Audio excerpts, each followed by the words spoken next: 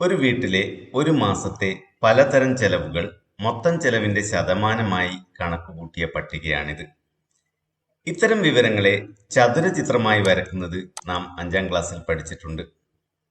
ഏറ്റവും കൂടുതൽ ചെലവായത് ഏതിനത്തിനാണ്? ഭക്ഷണത്തിന്, അല്ലേ? ഏറ്റവും കുറവോ? സമ്പാദ്യത്തിന്. ഇതുപോലെ പല ഇനങ്ങളിലെ ചെലവുകളുടെ ഏറ്റക്കുറച്ചിലുകൾ ഈ ചിത്രത്തിൽ നിന്ന് പെട്ടെന്ന് മനസ്സിലാക്കാം.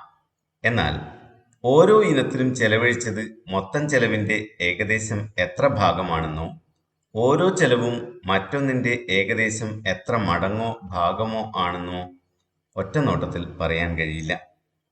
ഇതേ വിവരങ്ങൾ മറ്റൊരു രീതിയിൽ വരച്ചിരിക്കുന്നത് നോക്കൂ.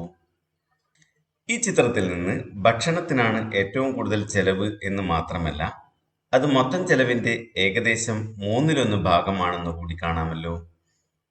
അതുപോലെ ആരോഗ്യ ആവശ്യങ്ങൾക്കായി ചെലവിട്ടത് ഏകദേശം 1/4 ഭാഗമാണെന്നും കാണാം.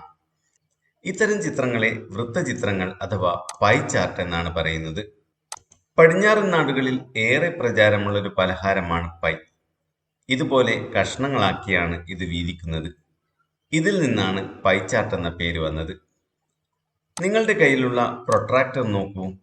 അതിൽ 0 മുതൽ 180 ഡിഗ്രി വരെയുള്ള കോണുകൾ അടയാളപ്പെടുത്തിയിട്ടുണ്ട്.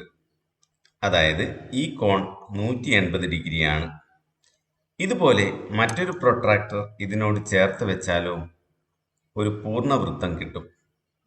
ഈ കോണളവ് 180 ഡിഗ്രിയാണ്. ഇതും 180 ഡിഗ്രിയാണ്.